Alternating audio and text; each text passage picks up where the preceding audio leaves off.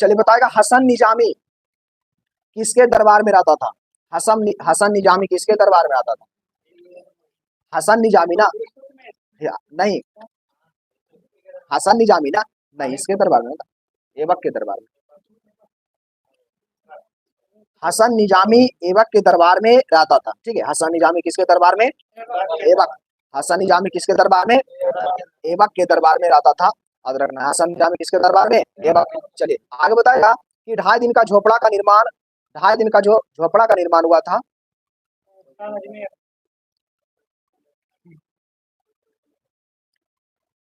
2.5 दिन का झोपड़ा का निर्माण जो किया गया था वो कहाँ किया गया था? अजमेर में।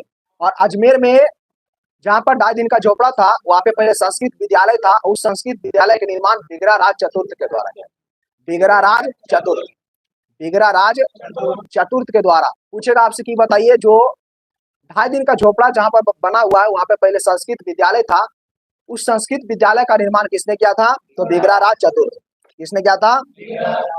बिगड़ा राज चतुर्थ। बिगड़ा राज चतुर्थ, बिगड़ा राज चतुर्थ के द्वारा किया गया था। याद रखना है, किसके द्वारा? बिगड़ा राज चतुर्थ, बिगड़ा राज चतुर्थ। चलिए ठीक है, बिल्कुल सही है। आगे बताएगा पृथ्वीराज रासो के लेखक कौन है?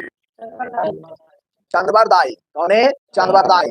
पृथ्वीराज रासो के लेखक चंद्रबरदाई। पृथ्वीराज रासो के लेखक कौन है? चंद्रबरदाई। पृथ्वीराज रासो के लेखक कौन है? चंद्रबरदाई, बिल्कुल। तो बिगड़ा राज चतुर्थ के बारे में जान लीजिए कि बिगड़ा राज चतुर्थ जो था वो चौहान वंश के था। कौन सा वंश का? चौहान। चौहान वंश का ही शासक था जिसका नाम था बिगड़ा राज चतुर्थ। तो बिगड़ा राज चतुर्थ के द्वारा वहां पर संस्कृत विद्यालय बनाया गया था।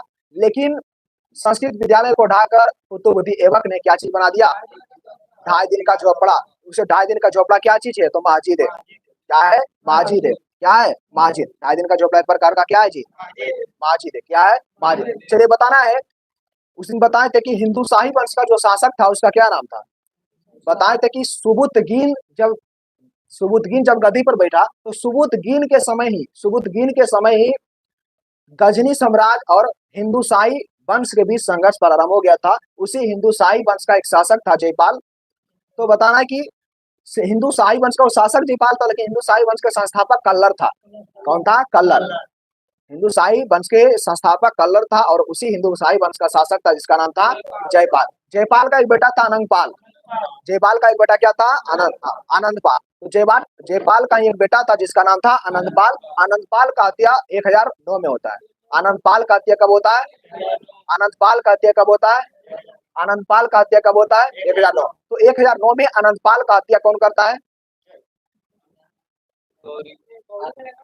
कौन किया? महमूद गजनी। 1000 का बात चल रहा है ना, तो इतना भी दिमाग लगा सकता है कि 1000 का चल रहा है, तो 1000 से ही उसका आक्रमण भारत पर हो गया था। 1000 से ही चालू हो गया था, ठीक है। महमूद गजनी का आक्रमण कब से प्रारंभ हो गया? 1000 से हो गया। महमूद गजनी का प्रथम आक्रमण 1000 में हुआ था। प्रथम आक्रमण कितना में हुआ था? 1000। 1000 में महमूद गजनी का आक्रमण सबसे पहले कहाँ हुआ था? पेशावर पर। 1000 में कहाँ हुआ था? पेशावर। और 1001 में कहाँ हुआ था? जयपाल। हिंदू शाही वंश के राजा जिसका नाम था जयपाल। जयपाल पर आक्रमण कब किया? 1001 में। 1001 में। और 1008 में कहाँ किया था? नगरकोट। महमूद गजनी 1008 में कहाँ आक्रमण किया? अंतिम आक्रमण कब था?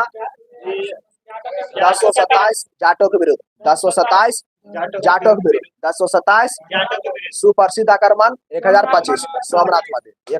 हाँ याद रखना, 1025। चलिए, और आज वाला जो आज भी सेट जो हम अति करके सोल्यूशन करके चढ़ाए हैं उसमें भी यहाँ से प्रश्न था। हम पुस्तक से बोले थे, पुस्तक से प्रश्न आता है, याद रखना है।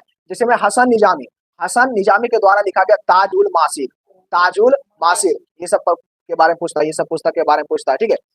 हसन निजामी के द्वारा ताजुल मासिर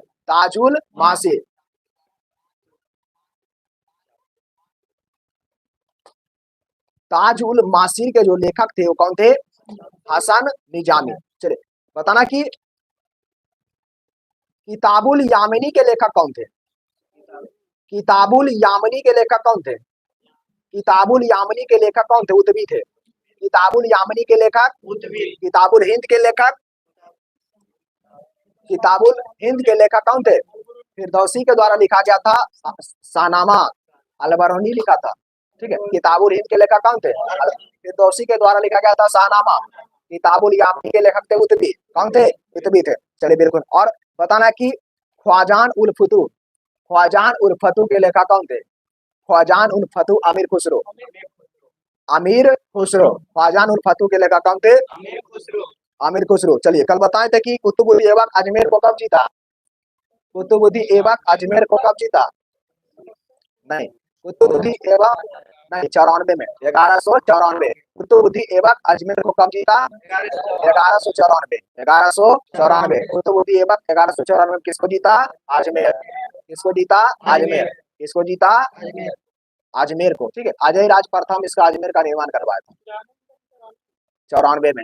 अजमेर को 94 में जीता है, 94 में जीता है। ठीक है। चलिए आगे बताएगा मृत्यु कब हुआ है गौरी का? हाँ, गौरी का मृत्यु कब हुआ है? नहीं, 1205 दैमक 6 में, 6 में। खोखर के विरुद्ध 5 में आक्रमण किया। खोखर के विरुद्ध 5 में, 6 में मृत्यु हुआ। हाँ, तो महमूद गौरी का मृत्यु हुआ 5 में, 1205। महमूद गौरी का मृत्यु कब हुआ? 1205। और महमूद गौरी का मृत्यु 1205 में किसके, सॉरी 6 में, 1206 में महमूद गौरी का मृत्यु हुआ। और 1205 में आक्रमण किया था किसके विरुद्ध? खोखर जाति के विरुद्ध। महमूद गौरी खोखर जाति के विरुद्ध आक्रमण कब किया? 1205 में। और मृत्यु कब हुआ? मृत्यु कब हुआ? उसके बाद भारत में गुलाम वंश का नींव डाला था। और कौन डाला था? मेरा नेटवर्क प्रॉब्लम नहीं है, ठीक है, आपका हो सकता है, यहाँ पर चल रहा है। देखो तो चेक करो तो, आवाज बोल रहे हैं।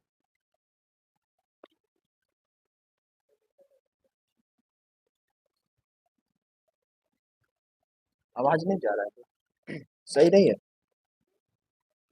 देखो तारिक, तारिक ए फिरोज शाही, तारिक ए फिरोज शाही के लेखक कौन है? तारिक, हाँ, तारिक ए फिरोज शाही, तारिक ए फिरोज शाही जियाउद्दीन बर्नी का है। आवाज सही है? सही तो है। तारिक ए फिरोज शाही किसके, किसका लेखक? सॉरी, तारिक ए फिरोज शाही के लेखक कौन है? जियाउद्दीन बर्नी। हाँ, तारिक ए फिरोज शाही के लेखक कौन हो जाएंगे? जियाउद्दीन बर्नी। और फतुताह फिरोज शाही के लेखक कौन है? फतुताह फिरोज शाही के लेखक फिरोज शाह तुगलक। फतुताह फतुताह, फतुताह का कौन है? फिरोज शाह तुगलक। इसमें लगा हुआ है फतुताह फिरोज शाही, फतुताह फिरोज शाही, फिरोज शाह तुगलक, फिरोज शाह तुगलक, फिरोज शाह तुगलक। चलिए और पूछेगा एक यहाँ से, तारिक ए मुबारक शाही, तारिक ए मुबारक शाही के लेखक यहिया बिन सरहिंदी, यहिया बिन सरहिंदी, यहिया बिन सरहिंदी। हाँ, याद रखना है, ठीक है। तारिक ए मुबारक शाही कौन होंगे? यहिया बिन सरहिंदी। और जियाउद्दीन बर्नी का क्या था? तारिक ए फिरोज शाही। हाँ, एगो मुबारक शाही है, फिरोज और फिरोज शाही है। चलिए, और एगो ये आज ज्यादा पूछता है ख्वाजान उल फतू, तो ख्वाजान उल फतू के लेखक हो जाएंगे अमीर खुसरो। अमीर खुसरो कौन होंगे? अमीर खुसरो। कौन हो जाएंगे? अमीर खुसरो। चलिए ठीक है, बिल्कुल। और बताए थे कल, परसों, कल तो नहीं, परसों बताए थे कि बख्तियार खिलजी जो सेनापति था वो किसका सेनापति था? बख्तियार खिलजी कुतुबुद्दीन ऐबक का। बख्तियार खिलजी किसका सेनापति था? कुतुबुद्दीन ऐबक का ही सेनापति था बख्तियार खिलजी। और कुतुबुद्दीन ऐबक का मृत्यु कैसे हो जाता है? पोलो खेलते समय, चौहान, हाँ, चौहान खेलते समय, पोलो खेलते समय उनका क्या हो जाता है? मृत्यु। इनके मृत्यु के बाद 8 महीने के बाद 8 महीने के लिए आता है कौन सा? आराम शाह। आराम शाह को अपदस्थ करके, आराम शाह को अपदस्थ करके इल्तुतमिश गद्दी पर बैठता है। आराम शाह को अपदस्थ करके कौन गद्दी पर बैठता है? इल्तुतमिश। कौन बैठता है? इल्तुतमिश। और इल्तुतमिश 1211 से 1236 तक रहता है, 1211 से 1236। ठीक है, रुक रुक के आवाज रहता है, देखो तो थोड़ा सा, नहीं, एक थोड़ा सा देख लो, बोल रहे हैं तो सभी को प्रॉब्लम हो रहा है क्या? चलिए, तो यहाँ पर इल्तुतमिश का बात कर रहे थे। इल्तुतमिश का शासन काल रहा था 1211 से लेके 1236, 1211 से 1236, 1211 से 1236। बताते हैं कि महमूद गौरी अपना राजधानी कहाँ बनाया था? महमूद गौरी अपना राजधानी कहाँ बनाया था? महमूद गौरी दिल्ली बनाया था। महमूद गौरी अपना राजधानी दिल्ली, महमूद गौरी राजधानी कहाँ बनाया था? दिल्ली। सही, रुको क्या जा रहा है? महमूद गौरी अपना राजधानी दिल्ली को बनाया था, क्योंकि 1193 में कुतुबुद्दीन ऐबक मेरठ को जीता और दिल्ली को जीता था। 1193 में, 1193 में कुतुबुद्दीन ऐबक, 1193 में कुतुबुद्दीन ऐबक किसको किसको जीता? मेरठ और दिल्ली को। इसलिए दिल्ली को राजधानी कौन बना दिया? महमूद गौरी। कौन बनाया? महमूद गौरी। ठीक है, तो यहाँ से प्रश्न बन सकता है कि महमूद गौरी अपना राजधानी कहाँ बनाया? थोड़ा सा सुन लो ना। महमूद गौरी अपना राजधानी कहाँ बनाया था? दिल्ली बनाया था। महमूद गौरी अपना राजधानी कहाँ बनाया? दिल्ली। क्योंकि कुतुबुद्दीन ऐबक के द्वारा जीता गया था दिल्ली। ठीक है, दिल्ली को जीता है 1193 में। दिल्ली और मेरठ को कुतुबुद्दीन कब कब जीता? कुतुबुद्दीन ऐबक दिल्ली और मेरठ कब जीता? 1193। उसी जो दिल्ली जीता गया था उसी को अपना राजधानी बनाने का काम कौन किया था? गौरी। कौन किया था? गौरी। हाँ, गौरी दिल्ली को भारत की राजधानी बनाया था। भारत में, हाँ, भारत में गौरीराज भारत में गौरीराज का राजधानी कहाँ था? दिल्ली। भारत में गौरीराज का राजधानी कहाँ रहा था? दिल्ली रहा था 1193। चलिए, अभी सही है। चलिए, तो यहाँ पर इल्तुतमिश का बात कर रहे थे। इल्तुतमिश का शासन काल आता है 1211 से 1236। चलिए ठीक है, बिल्कुल सही है, 1236। हाँ, देखिए, इल्तुतमिश के बारे में पूछेगा कि इल्तुतमिश कौन सा वंश के था, तो शमसी वंश। इल्तुतमिश कौन सा वंश के था? शमसी वंश का, और एक इलवरी तुर्क था। हाँ, इल्तुतमिश शमसी वंश के था और क्या था? इलवरी तुर्क था। शामसी वंश और इलवरी तुर्क। शासी वंश और इलवरी तुर्क। हाँ, शामसी वंश। कौन सा वंश? शामसी। हाँ, शामसी वंश। कौन से वंश के था? शामसी वंश। कौन से वंश के था? शामसी। तो पहला नंबर बना पूछेगा आपसे कि इल्तुतमिश कौन सा वंश के था? शामसी वंश के। और ये कैसा था? तो इलवरी तुर्क था। कैसा था? इलवरी तुर्क। कैसा था? इलवरी तुर्क। बिल्कुल सही। कैसा था? पूछेगा आपसे कि गुलाम वंश का वास्तविक नींव कौन डाला था? इल्तुतमिश। इल्तुतमिश को गुलाम कहते हैं। इल्तुतमिश को क्या कहते हैं? गुलामों का गुलाम। सबसे पहले दिल्ली के अमीरों को दमन करने का काम कौन किया था? इल्तुतमिश। सर्वप्रथम दिल्ली के अमीरों को दमन करने का काम कौन किया था? इल्तुतमिश। 40 लोगों का संगठन, जिसे तुर्क ए चालगानी, 40 सरदारों का संगठन कौन बनाया था? इल्तुतमिश। उसका नाम था तुर्क ए चालगानी। इकता प्रथा का शुरुआत कौन किया था? इल्तुतमिश। इकता प्रथा का शुरुआत इल्तुतमिश। इकता प्रथा का अंत जा किया था खिलजी। अलाउद्दीन खिलजी। इकता प्रथा का अंत कौन किया था? इकता प्रथा के तहत भूमि दान दिया जाता था। इकता प्रथा के अंतर्गत सेना को भूमि दान दिया जाता था। लेकिन आपको पता होगा कि अलाउद्दीन खिलजी जब आया था, अलाउद्दीन खिलजी जब शासक बना, खिलजी वंश का जब शासक अलाउद्दीन खिलजी जब खिलजी वंश का शासक बना, तो अलाउद्दीन खिलजी जब खिलजी वंश का शासक बना ना, तो वो क्या किया कि उसने नगद वेतन देकर सैनिकों को नियुक्त किया। नगद वेतन देकर, और नगद देता था मासिक नहीं, वार्षिक। मतलब 12 महीना में देता था। 12 महीना में एक बार वेतन देता था, 12 महीना में। लेकिन फिरोज शाह तुगलक जब शासक बना, तो उस फिरोज शाह तुगलक महीनवारी देना प्रारंभ किया। तो इसीलिए भूमि के बदले रुपया पैसा जब दिया जाने लगा, तो इकता प्रथा क्या हो गया? खत्म हो गया। इकता प्रथा क्या हो गया? खत्म हो गया। तो इकता प्रथा का शुरुआत जो किया, कौन क्या है? इल्तुतमिश। कौन क्या है? इल्तुतमिश। चलिए ठीक है, बिल्कुल। कौन क्या है? इल्तुतमिश। देखिए, इल्तुतमिश के बारे में जाना जाता है कि इल्तुतमिश ने बगदाद के खलीफा से बगदाद की खलीफा से जो है वैधानिक स्वीकृति प्राप्त किया था। बगदाद की खलीफा से वैधानिक स्वीकृति प्राप्त किया था। कौन? इल्तुतमिश। और वैधानिक स्वीकृति जो प्राप्त किया था 1229 में। 1229 ये एक पद होता था, जिस प्रकार से अभी ग्रेजुएट हो जाते हैं। हाँ, पोस्ट था एक प्रकार का। ठीक है। हाँ, तो वैधानिक स्वीकृति यहाँ से प्रश्न पूछता है कि बताइए, इल्तुतमिश बगदाद की खलीफा से वैधानिक स्वीकृति कब प्राप्त किया था? 1229 में। कब क्या था? 1229। जिस प्रकार से तुर्की के खलीफा को पूरा विश्व के खलीफा, जो तुर्की का जो खलीफा था उसको पूरा विश्व का खलीफा मानता था, उसी के चलते खिलाफत आंदोलन हुआ था ना।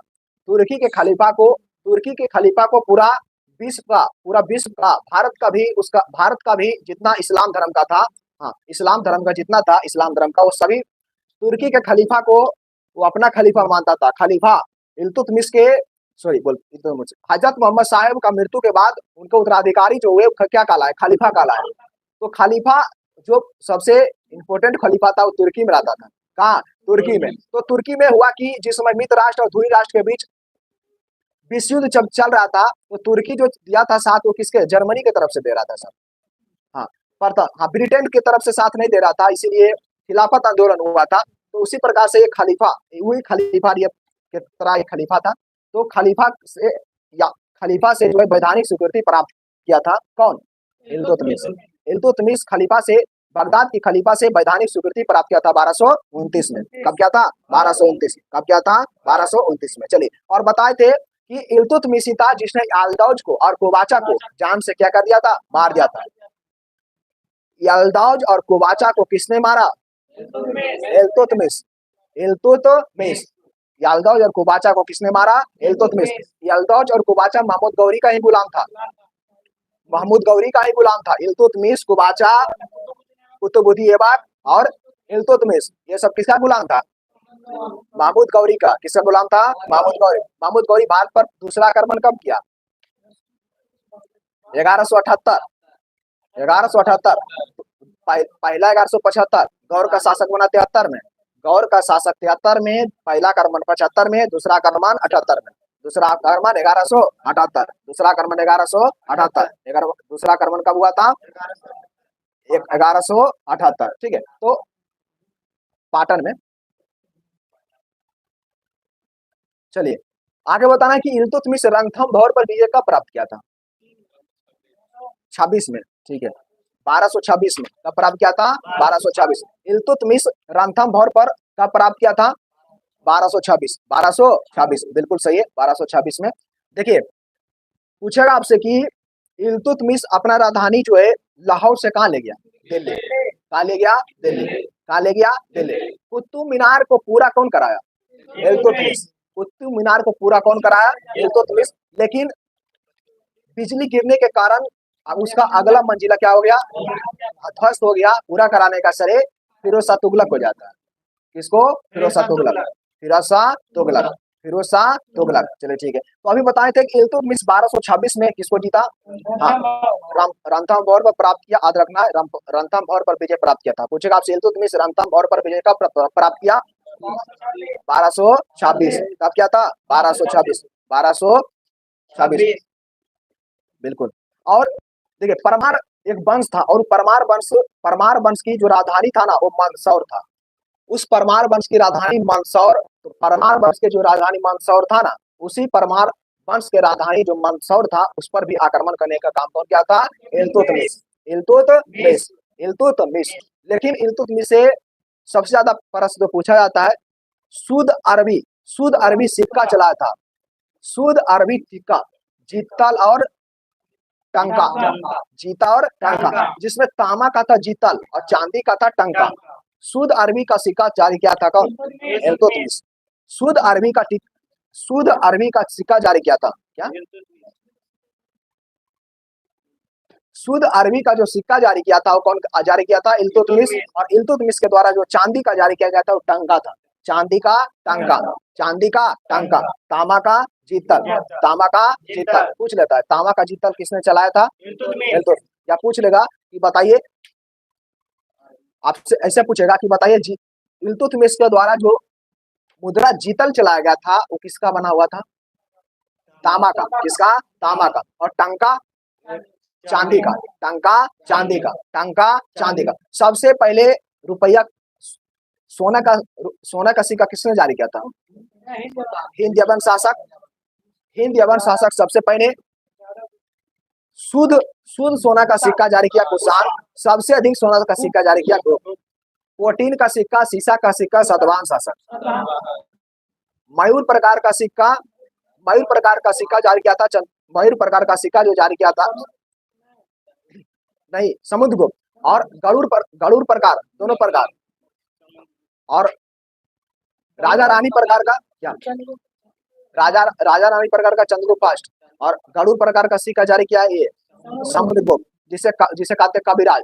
बीए अस्मित उसे कविराज भी कहते हैं, कविराज के नाम से। बीए अस्मित उसे भारत का बोला था नेपोलियन, भारत का नेपोलियन। एलिफेस्टन जो था वो फिरोज शाह तुगलक को बोला दिल्ली का अकबर।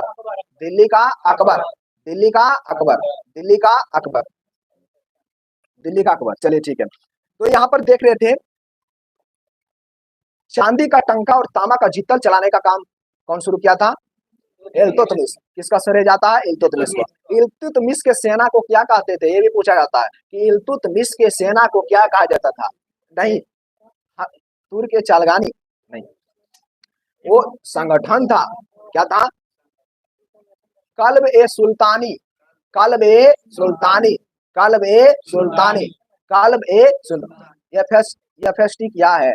एफएसटी फिरोज शाह तुगलक है, ठीक है, फिरोज शाह तुगलक का। एमबीटी मोहम्मद बिन तुगलक, हाँ, जीएसटी गयासुद्दीन तुगलक, ये फुल फॉर्म है। ये फुल फॉर्म है, नाम है, ठीक है, वो आगे पढ़ेंगे तो समझ में आ जाएगा।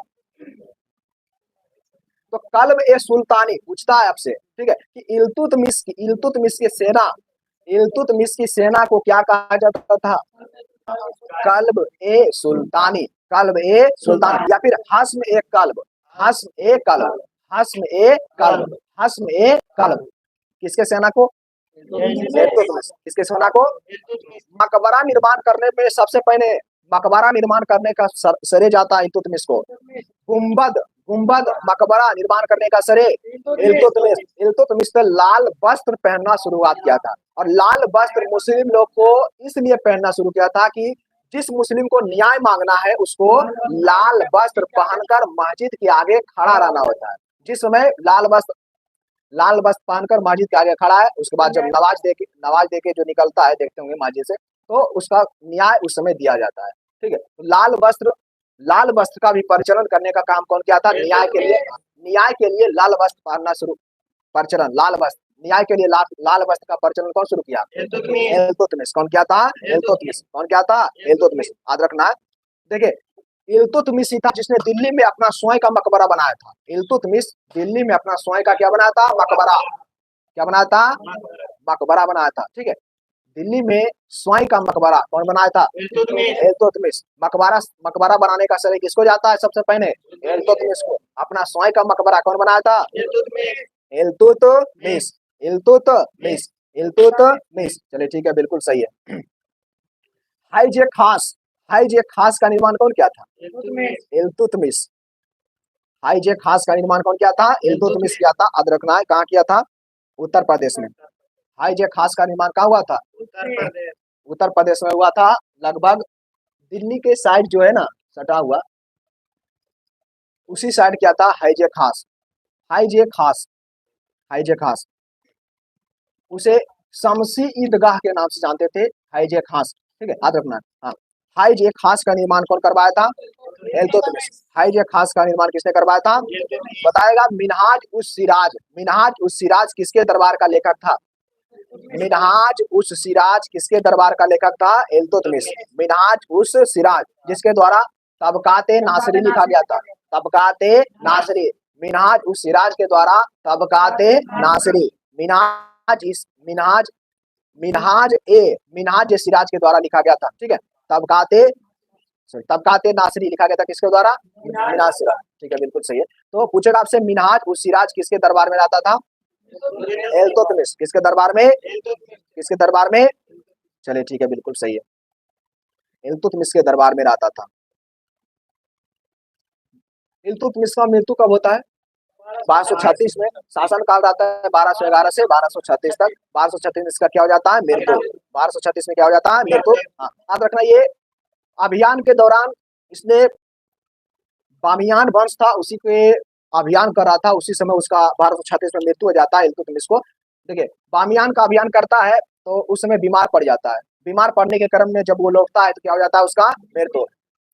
चलिए, उसी प्रकार से हम जमुई से हैं, ठीक है, तो हम भी जमुई तरफ से हैं, हम भी जमुई तरफ से हैं। तो जिस प्रकार से जूना खां के द्वारा निर्मित महल गिरने से गयासुद्दीन तुगलक का मृत्यु हो जाता है, यानी मोहम्मद बिन तुगलक बोलने दो, मोहम्मद बिन तुगलक के द्वारा निर्मित लकड़ी का महल गिरने से गयासुद्दीन तुगलक का मृत्यु हो जाता है। तो इसमें गलत क्या है? क्या? चलिए, तो देखिए, 1236 में जब मृत्यु हो गया ना, तो 1236 में जब इल्तुतमिश का मृत्यु हो जाता है तो इल्तुतमिश जो अपना मकबरा बनाया था ना दिल्ली में अपना जो मकबरा बनाया था इल्तुतमिश, उसी मकबरा में उसे क्या हो गया, दफनाया गया। हाँ, जिस मकबरा का निर्माण इल्तुतमिश खुद से किया था उसी मकबरा में 1236 में इल्तुतमिश को क्या किया गया है, दफनाया गया। 1236 में 1236 1236 1236 दिल्ली में निर्माण किया तो दिल्ली में दफनाया गया। ग्रुप में मैं कैसे जुड़े, ऑफलाइन या ऑनलाइन? अगर ऑनलाइन जुड़ना है तो डेली 6 बजे आइए, जुड़ जाइए। और ऑफलाइन जुड़ना है, ब्याज शरीफ से है तो ऑफलाइन जुड़ सकते हैं, ब्याज शरीफ से है तो।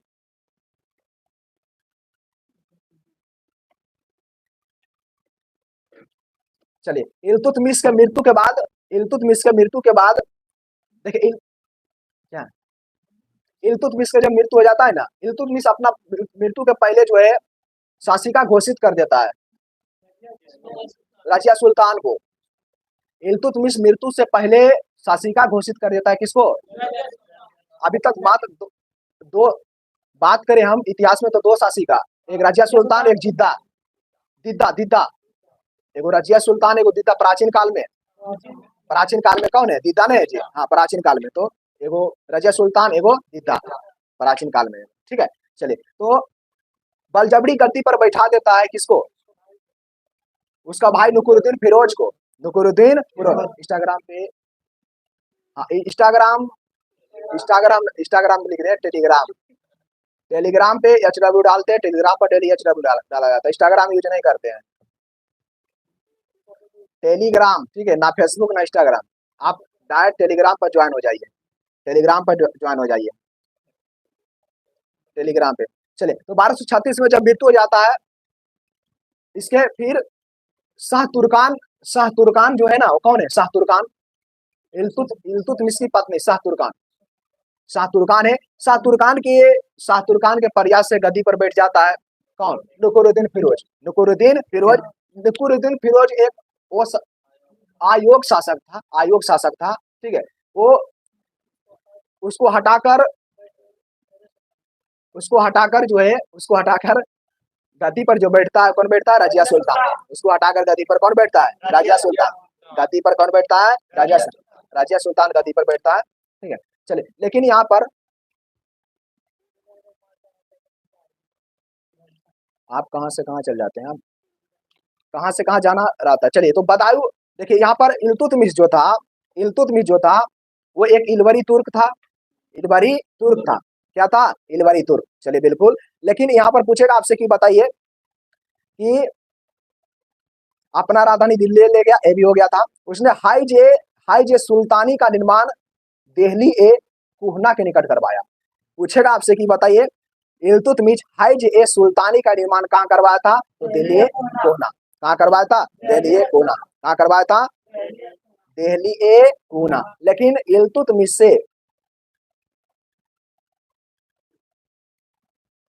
इल्तुतमिश से एक प्रश्न आता है, ये आता है, यहाँ पर देखिएगा, चंगेज खां, यहाँ से प्रश्न आता है, चंगेज खां से बचने के लिए किसने इल्तुतमिश से शरण मांगा था? जियाउद्दीन मकबरनी। ठीक है, उसका क्या नाम था? जलालुद्दीन मकबरनी है, जियाउद्दीन नहीं, जलालुद्दीन मकबरनी। तो जलालुद्दीन मकबरनी को इल्तुतमिश ने अपना यहाँ शरण नहीं दिया था। चंगेज खां जो था ना, वो चंगेज खां बहुत खतरनाक शासक था। चंगेज खां ने इल्तुतमिश को पहले ही सूचना दे दिया था कि हम जलालुद्दीन मकबरनी को खदेड़ेंगे तो इल्तुतमिश तुम वहां पर शरण नहीं देना। लेकिन चंगेज खां के द्वारा जब उसे खदेड़ा गया जलालुद्दीन मकबरनी को, तो भागे कहाँ आया? इल्तुतमिश के पास। इल्तुतमिश को पता चला कि ये जो है जलालुद्दीन मकबरनी है, तो उसे वहां से क्या कर दिया? निकाल दिया। तो यहाँ से प्रश्न पूछता कि इल्तुतमिश ने किसको शरण नहीं दिया था? हाँ, जलालुद्दीन मकबरनी। किसके डर से? चंगेज खां। ग्रुप में कैसे जुड़ेंगे, कैसे जुड़ना है क्या? टेलीग्राम पे जुड़ जाइए, HW मिल जाता है, और डेली 6 बजे आइए लाइव में। टेलीग्राम पर जुड़िए, HW मिलेगा और डेली 6 बजे आइए, क्लास देखिए। और अगर अगर आपको ऑफलाइन में आना है तो तब बोलिए, ठीक है। चलिए, तो यहाँ से जो देख लिए कि चंगेज खां से बचने के लिए जलालुद्दीन मकबरनी, चंगेज खां से बचने के लिए जलालुद्दीन मकबरनी किसके यहाँ शरण मांगा था? इल्तुतमिश शरण नहीं दिया, इल्तुतमिश शरण नहीं दिया। किसका डर से नहीं दिया? चंगेज खां के डर से। चंगेज खां डर से, बहुत खतरनाक शासक था चंगेज खां, इसीलिए उसने शरण नहीं दिया था। इतना सारा पॉइंट किससे पूछता है? इल्तुतमिश से। इतना सारा पॉइंट किससे पूछेगा? इल्तुतमिश से। इल्तुतमिश का ही, इल्तुतमिश के बाद उसका पुत्र जो गद्दी पर बैठा उसका नाम था नुकुरुद्दीन फिरोज, जो कि एक अयोग्य शासक था। क्या था? अयोग्य शासक था। क्या था? अयोग्य शासक था। याद रखना है। देखिए, पूछेगा आपसे यहाँ से अगर आपसे प्रश्न पूछेगा कि नुकुरुद्दीन फिरोज गद्दी पर बैठा था किसके सहयोग से, उस पर किसका छाया था? उसकी माँ का, शाह तुर्कान का। किसका? शाह तुर्कान। उसकी माँ था जिसका नाम था शाह तुर्कान। शाह तुर्कान का छाया सबसे अधिक रहा था किसके पर? नुकुरुद्दीन फिरोज पर। नुकुरुद्दीन फिरोज, हाँ। तो नुकुरुद्दीन फिरोज पर जो छाया सबसे अधिक रहा था वो किसका रहा था? उसकी माँ शाह तुर्कान। ये भी याद रखना है, शाह तुर्कान। छाटने के लिए दे देगा निम्न में से कौन? हाँ, छाटने के लिए दे देगा, मिलाने के लिए बोलेगा निम्न में से कौन सा सही है। सेट में एक दिन आया था। हाँ, शाह तुर्कान। क्या होगा? शाह तुर्कान। कौन होगा? शाह तुर्कान हो जाएगा। चलिए ठीक है, बिल्कुल सही है। तो टाइम हो गया है, इल्तुतमिश खत्म हो गया है। कल हम खिलजी वंश समेट देंगे। हाँ, कल खिलजी वंश पूरा हो जाएगा, क्योंकि रजिया सुल्तान थोड़ा सा है। रजिया सुल्तान प्रथम महिला शासिका हुई थी। रजिया सुल्तान अपने भाई की जगह आया था, यानी नुकुरुद्दीन फिरोज के स्थान पर कौन आया था? रजिया सुल्तान। रजिया सुल्तान चोंगा पहनकर अपने दरबार में आया करती थी, चोंगा पहनकर, ठीक है, टोपी लगाकर, चोंगा और टोपी लगाकर। रजिया सुल्तान, रजिया सुल्तान, टोपी और चोंगा, टोपी और चोंगा पहनने वाला है। चोंगा काबा, शायद कुछ पहनने वाला है, चोंगा को काबा कहते हैं, कुछ पहनने वाला ही होगा, उसी पहनकर आती थी। टोपी पहनकर, ठीक है। टोपी को कुलाह कहा गया था, टोपी को कुलाह, टोपी को क्या बोला गया था? कुलाह। हाँ, और मुंह से जो है अपना पर्दा क्या करती थी? खोल कर आती थी, खोल कर आती थी, ठीक है। चलिए, पूछेगा आपसे कि बताइए, रजिया सुल्तान ने अमीर आखुर के पद पर किसे नियुक्त किया था? रजिया सुल्तान ने अमीर आखुर के पद पर जो है याकूत को, किसको? याकूत को। उसका पूरा नाम था जलालुद्दीन याकूत, जमालुद्दीन याकूत, जमालुद्दीन याकूत, जमालुद्दीन याकूत, बलबा नहीं रहेगा, जमाउद्दीन याकूब। हाँ, जमाउद्दीन याकूब को किस पर, कौन सा गद्दी पर बैठाया?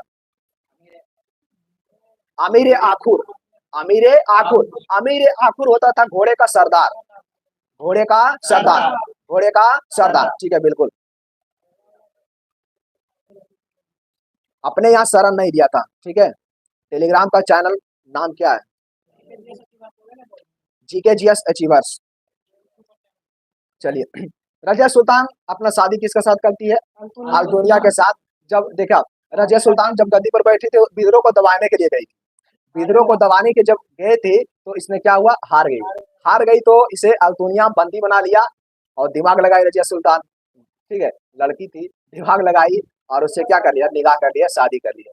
हाँ, फिर दोनों का हत्या भी हो जाता है एक साथ कैथल के पास, कुछ डाकू के द्वारा उनका क्या हो जाता है? हिंदू डाकू के द्वारा उसका हत्या भी हो जाता है। याद रखना, उसका हत्या कैथल के पास 1240 में उनका हत्या भी हो जाता है। 1240 में उनका क्या हो जाता है? हत्या हो जाता है। 1240 में क्या होता है? हत्या। हत्या होने के बाद बहराम शाह आता है, बहराम शाह 1242 में आता है, 1240 में आता है, 1242 तक बहराम शाह भी रहता है, बहराम शाह 1242 तक रहता है, ठीक है। बहराम शाह कब तक रहता है? 1242 तक रहता है, ठीक है। चलिए, चलिए, तो उसके बाद बहराम शाह के बाद मसूद शाह बनता है, मसूद शाह के बाद आपको कौन? बलबन। तो